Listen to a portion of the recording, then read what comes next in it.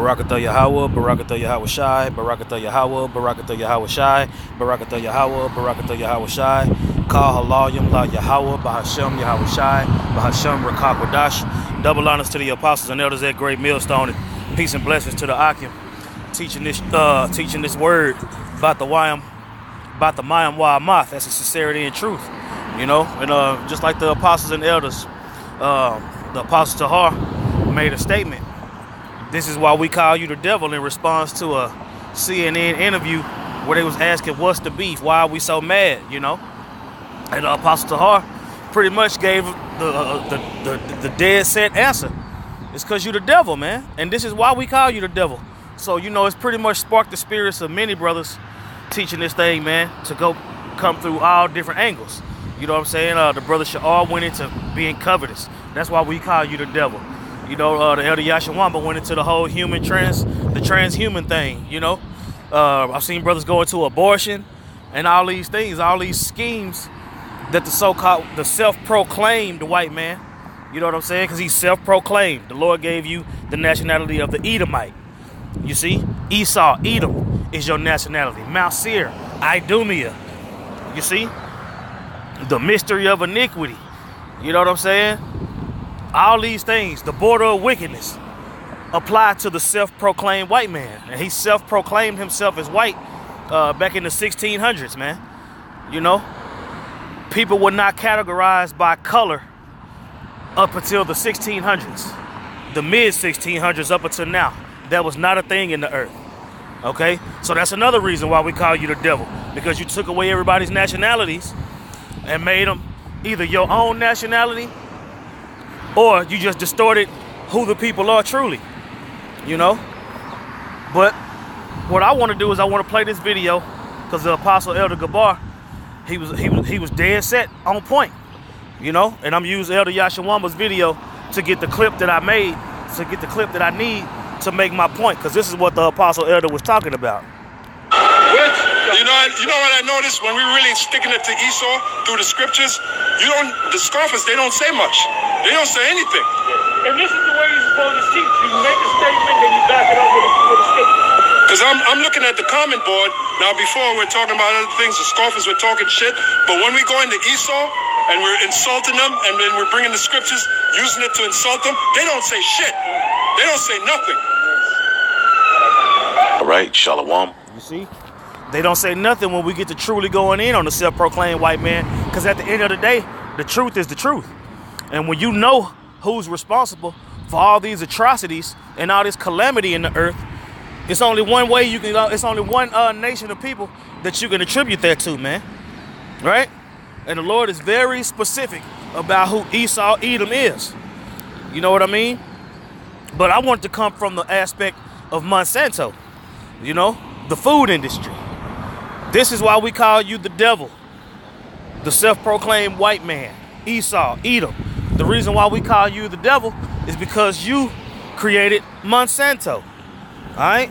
Now, let's see about Monsanto. And Monsanto is big on GMOs, genetically modified organisms. You know what I'm saying? So what we gonna do is we're gonna let this doctor speak, because a lot of people like to say that you don't know how GMOs are gonna affect you. But in a nutshell, you can understand these things, man. You just gotta be willing to research. You know what I'm saying? Now, me personally, speaking as a man, I've always said that it takes about 30 years for these different things to kick in.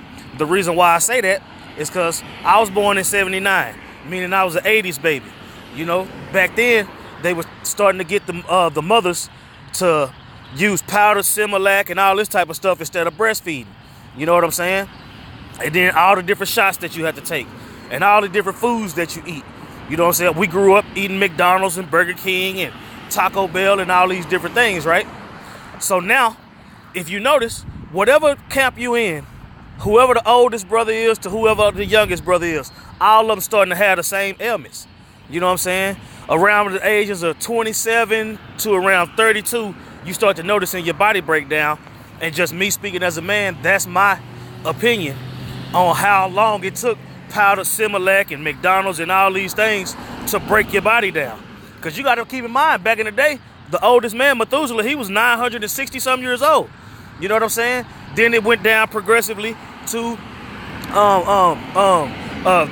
500s, then the 300s, then the 100s. Now if you live to be 50, it's a freaking miracle. You know what I'm saying? So we're going to get into a couple of clips, and then I'm going to get into a couple of scriptures, and Lord willing, to be edifying, so we can show the world why we call the self-proclaimed white man the damn devil.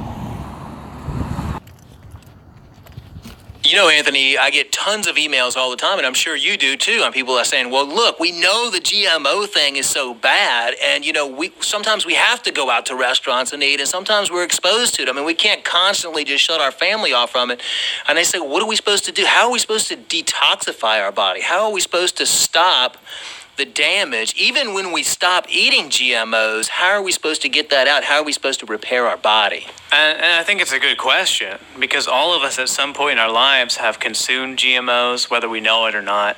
I mean, we've drank tap water with a bunch of contaminants in it and stuff.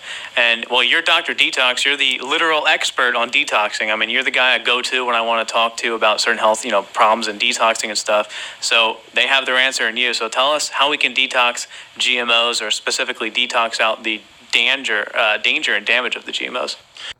Okay, so I wanted to play that video just for the simple fact that you have Esau pretty much letting you know that GMOs are going to have some kind of effect on you no matter what. You had GMOs, you have GMOs in your system whether you know it or not.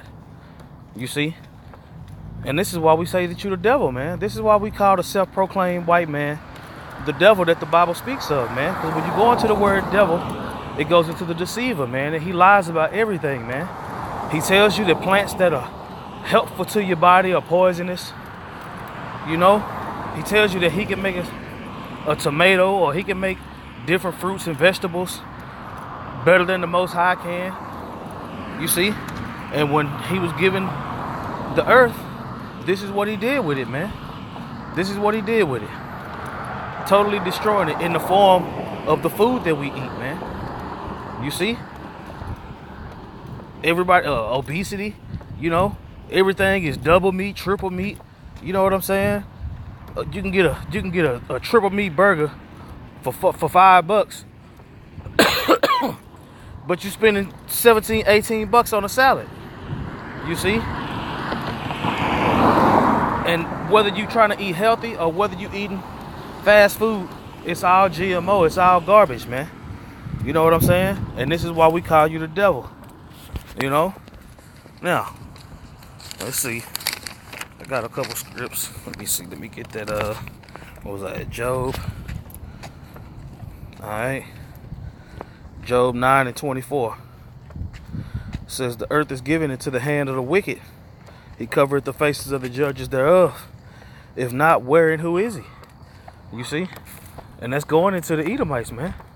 If not, that's what I'm saying. Who owns everything, man? Just being honest. Just being honest, man. Even in the curses, it tells us that we was going to have to go to our enemies for the one of all things. That's why you see the Arabs in Jake neighborhood. That's why you see Moab, who was a Chinese in Jake neighborhood. You see all these different nations that have stores in the neighborhood that's feeding us all these are different abominations. Here it is. The Lord said, gave us Deuteronomy 14 and Leviticus 11 for our dietary laws. And what do they give us? They give us everything that they say that the Lord said we can't eat. You know what I'm saying? But I'll get to that in a minute. But this is what he does with his rulership, man.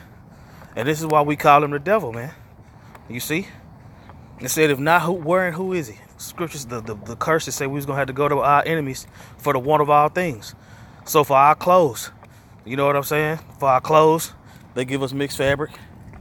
For our foods, they give us abominations. And it is what it is. It is what it is. Alright, now, let's see. We're going to go from Job 9:24. Let's get Isaiah 29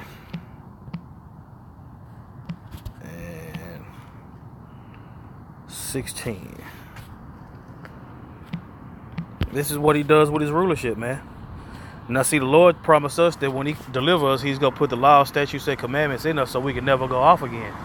But just looking at this so-called white man, the self-proclaimed white man, the Edomites, they just do what they want to do, man, and it's awful, man. See, look at this. It says, Isaiah 29:16, it says, surely your turning of things upside down shall be esteemed as the potter's clay.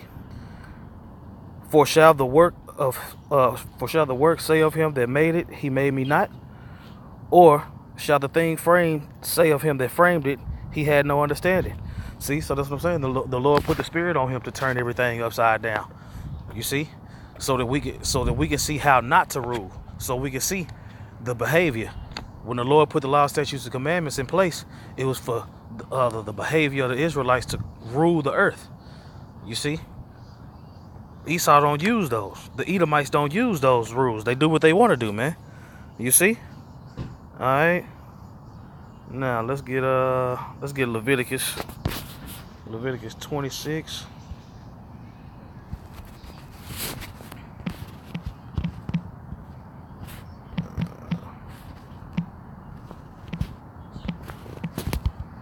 All right, Leviticus 26 and 34.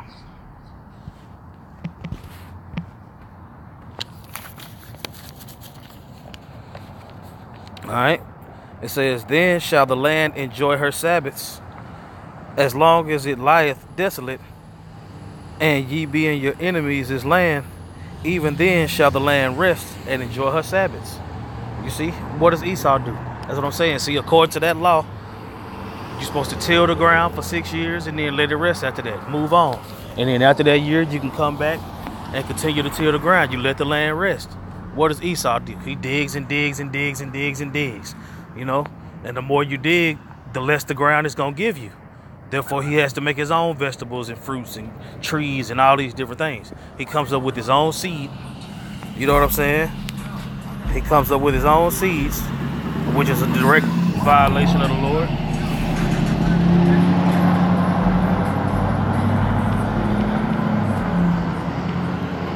Direct violation of the Lord for that. As far as the seed is concerned, right?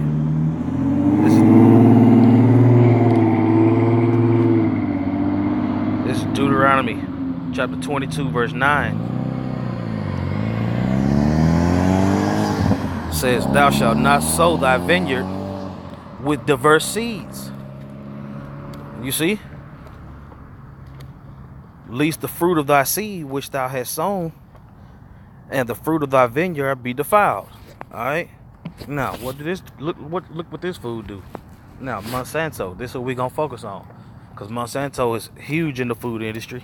It says the Monsanto company was an American agrochemical and agricultural biotechnology corporation that existed from 1901 until 2018, when it was acquired by Bayer as a part of its crop science division. It was headquartered in Creve Coeur, Missouri. Monsanto developed Roundup and glyphosate-based herbicides in the 1970s and became a major producer of genetically engineered crops. Right? Now, what I want to focus on when it comes to Monsanto is the crop seed. Right? The crop seed. Now, we want to go to Genesis. Let's see. Genesis chapter 1. Let me go back. Genesis chapter 1, verse 11. Because the Lord already made seed to do what seed do. All right, Genesis 1.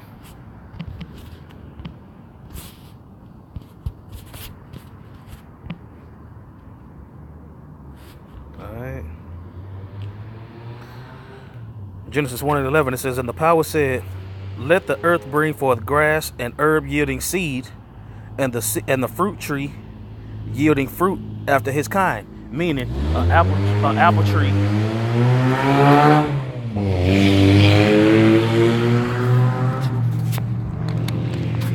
Meaning an apple tree is going to bring forth an apple. An orange is going to bring forth an orange.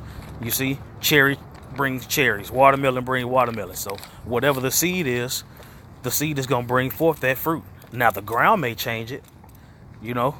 depending on where you grow that apple or where you grow that orange. But the seed is going to bring that particular fruit.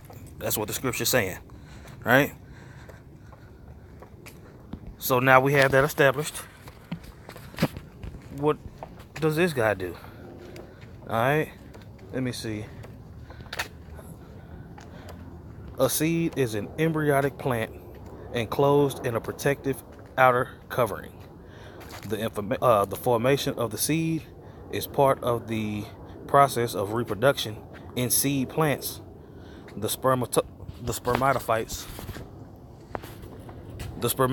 including the gymnosperm and angiosperm plants. So basically, it's going into how plants are regenerated and how seeds germinate to multiply. Okay. And what Esau does is he takes these seeds. It's just like, okay, a typical apple. An apple is supposed to go bad after it's been sitting for so long. If you bite an apple and then you walk away, by the time you come back, depending on how long, that air hitting that apple is gonna make it turn brown. That's what it's supposed to do. That's how you know it's real food. Real food spoils. Okay. Genetically modified organisms don't. So like I was saying earlier, in a generation, if you grow up on GMOs, eventually your body's gonna break down in such a fashion that you haven't seen yet. Because the whole thing about depopulation and things of that nature, when you think about it, at the end of the day, lifespans are getting shorter and shorter and shorter. You see, Esau wants to do this transhumanism thing and all these things like that, but he's not giving himself a chance to survive. Just like Elder Joshua Wamba always say, how the hell you gonna live forever and you smoke cigarettes? It just don't make sense. So the GMOs are just as bad. You see? The GMOs are just as bad. Alright, let's see. It says,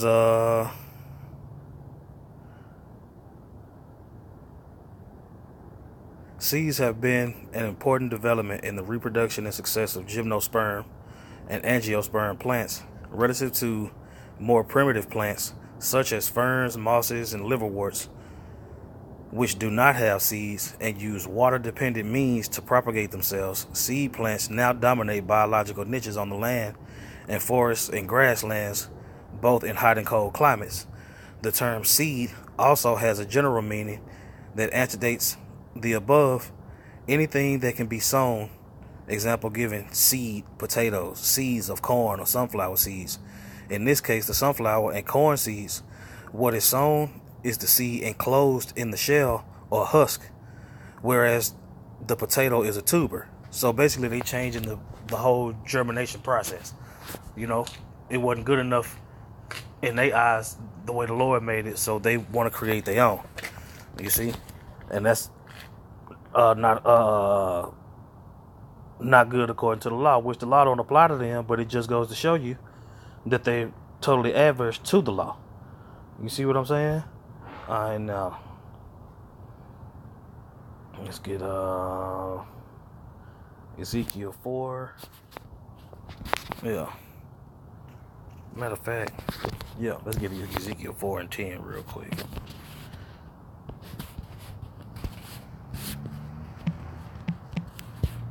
Ezekiel 4.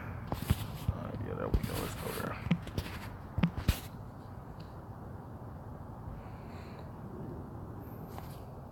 Alright, we're going to read 10 through 13.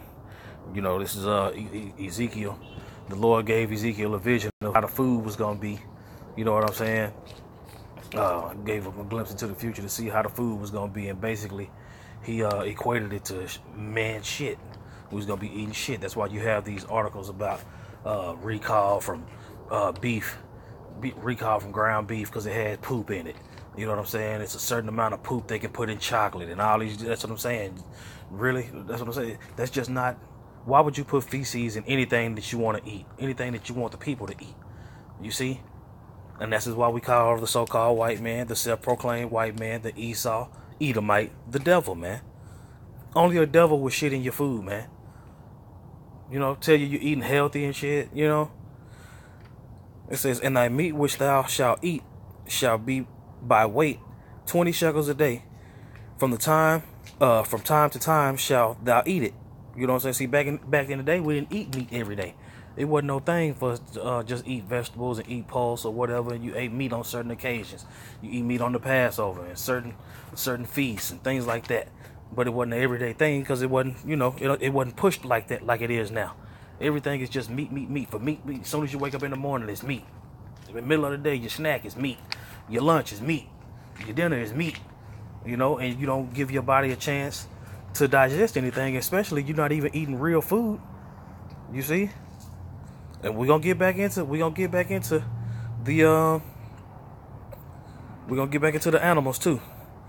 It says, and thy meat which thou eat shall okay, I read that one, Slaki. It says, thou shalt drink also water by measure, the sixth part of an hin from time to time thou shalt drink, and thou shalt eat it as barley cakes, and thou shalt bake it with dung that cometh out of a man in their sight.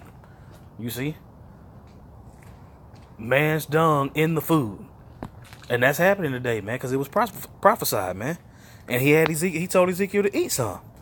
It says, and the Lord said, even thus shall the children of Israel eat their defiled bread amongst the Gentiles, whither I will drive them. And that is happening.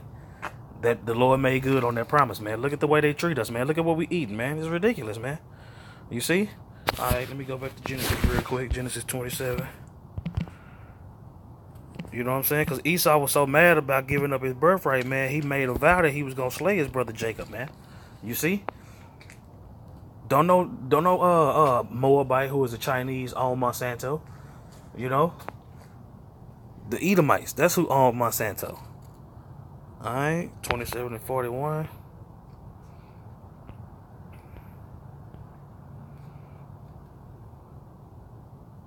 Alright. This is Genesis 27 and 38 going into Esau's blessing. It says, and Esau said unto his father, hast thou but one blessing? My father, bless me, even me also, O my father. And Esau lifted up his voice and wept. And Isaac his father answered and said unto him, behold, thy dwelling shall be the fatness of the earth, and the dew of heaven from above, and by the sword shalt thou live. You see? And his sword, it comes in actual weaponry. It comes into his media. It goes into his lies. You see? And this is the way he conquered the world, man. This is the way he was able to take over. This is also with the earth given into the hands of the wicked. Those were his weapons. You see? The sword and the fatness of the land. Anything he was going to take it. Whether he had to lie, steal, kill, whatever. That's how he was going to roll. It says, and by the sword shalt thou live, and shalt serve thy brother, and it shall come to pass when thou shalt have the dominion, that thou shalt break his yoke off of thy neck. You know what I'm saying? And that happened during the time of it's escaping me right now, but that happened twice. You know what I'm saying? When during the Renaissance was the most recent, leading up to now, and then back in the day when during the Roman Empire and during the Greeks and the Romans when they was in rulership then. You know, where they was jacking everything up. Well, no, it was during the time of King David, Salakia. But anyway, I'm going to keep going. All right. It says, and Esau hated Jacob because of the blessing wherewith his father blessed him. And Esau said in his heart, the days of mourning for my father are at hand. Then will I slay my brother Jacob. You know, and that perpetual hatred that was spoken about in Ezekiel goes back to that very moment, man. You see? So now that you fast forward up to today, man, the only way that Esau is going to be able to keep his birthright is if he gets rid of the Israelites, man. Right? If he gets rid of Jacob's descendants. And through the food is how he's going. It's one way that he attacks, man. You see? They put things in the food that make you turn in that make you behave a certain way. All kind of chemicals in the food. You get addicted to what's in McDonald's. You get addicted to what's in all these different fast food places, man. And you can't say it ain't so. All right. Now, let me get Leviticus, because the Lord set it up how we supposed to eat, man. The Lord set it up how we supposed to eat, and the way we set up the way we supposed to eat is perfect, man. All right. All right. This is Leviticus 11 and 1. It says, "And the Lord spake to Moses and Aaron, saying unto them, Speak unto the children of Israel, saying, These are the beasts which ye shall eat among all the beasts that are on the earth, whatsoever parteth the hoof, and is cloven-footed, and cheweth the cud among the beasts that ye shall eat." You see what I'm saying? So you see the things that you can eat. You can eat a cow. You can eat a bull. You can eat a bison. You can eat a deer. You see what I'm saying? You can eat a giraffe. Why? Because it parteth the hoof, and is cloven-footed, and cheweth the cud. You see what I'm saying? Now, it says, "Nevertheless, these shall ye not eat of them that chew the cud, of them that divide the hoof, as a camel part. Nevertheless, these shall ye not eat of them that chew the cud, or of them that divide the hoof, as the camel, because he cheweth the cud, but divided not the hoof. He is unclean unto you." You see how the Lord is being very specific? You see, he's being very specific about what you can eat and can't eat, you know. And this is a big one for us, man. Leviticus number 11:7. It says, "And the swine, though he divide the hoof and be cloven-footed, yet cheweth not the cud, he is unclean to you." So that's why we can't eat swine, man. You know, and swine brings these diseases. You see, that's why you have Esau doing things like making chicken sausage but wrapping it in pork casing. You see what I'm saying? He slides pork in knowing that we can't, just like back in the day when he was able to force it during the time of the Greeks. He was able to force pork on us, sacrificing pork on the altar, killing us if we didn't want to eat it, torturing us if we didn't want to eat it. See, now it's to the point to where he does it subtly, because he's the devil that the Bible speaks of. He lies and he schemes to get it into your food. If he knows that you don't eat it, if he knows that all you eat is turkey, he's going to make sure that some kind of way pork touches that turkey. You see? And I want to get into the animals. Alright. Let me see. Where is it? Hold on. Because it goes into how they hold on, where is that? Okay, yeah, there we go. I already went to that, so we're gonna get out of here. Now we're gonna go into GMOs. Alright? Now, GMOs, that's why I wanted to read about the animals, because they genetically modify animals, and they modifying animals and fruits and vegetables. So anything you eat, pretty much. It says a genetically modified organism is an organism whose genetic material has been altered using genetic engineering techniques. The exact definition of a genetically modified organism and what constitutes genetic engineering varies, with the most common being an organism altered in a way that does not occur naturally by mating and or natural recombination. And that's the way the Lord set it up, man, by the animals mating. You see? Now here you got the people at these farms. You got the people at these farms that have farm raised this and farm raised that, and then here comes Monsanto, and they think that they can build a bull, they can create a bull better than the Lord can, or they can create whatever. You see? All right. It says creating a genetically modified organism is a multi-step process. Genetic engineers must isolate the gene they wish to insert into the host organism and combine it with other genetic elements. You see, just like how they make these salmon so big, they put an EO gene in the salmon, splicing genes and all that. That's what I'm saying. The Lord didn't tell us to do all that, man. He said everything was going to be of its kind. Right? All right, let's see. There was something else I wanted to get out of here. Yeah. Animals are generally much harder to transform, and the vast majority are still at the research stage. Mammals are the best model organisms for humans, making one genetically engineered to resemble serious human diseases important to the discovery and development for treatments.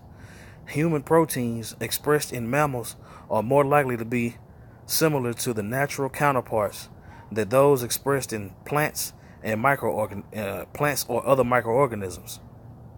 says livestock are modified with the intention of improving economically important traits such as growth rate, quality of meat, milk composition, disease resistance, and survival. Genetically modified fish are used for research as pets and as a food source.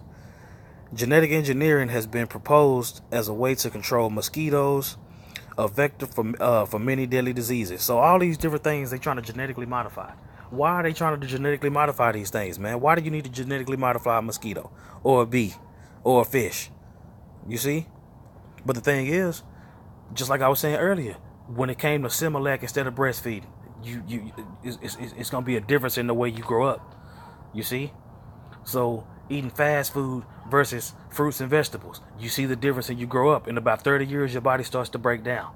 You see, with these GMOs, who knows? That's what I'm saying. I got 2 sons, man, 15 and 11. You see? They grew up on GMOs, man. So who knows when their body gonna break down. By the time they 20 or 25, hopefully we'll be gone way before that. But I'm just saying, 10 more years of GMOs, man, they mess around and grow tails and start sprouting fur and all kind of BS, man. You see? Can't nobody say nothing about that? Nah, man, you tell them, nah, this man is the devil. This man is the damn devil. Let's get Mark 16 real quick. Yeah, man.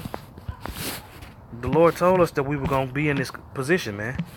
The Lord told us we was going to be in this position. We just read about it in Ezekiel. And Ezekiel said this was going to happen. You know what I'm saying? Mark 16 and 18. Alright, well, let me see. I'm going to read up. This is the Lord sending the disciples out. You know what I'm saying? Mark 16 and 15, it says, and he said unto them, go ye into all the world and preach the gospel unto every creature. And that's what we're doing.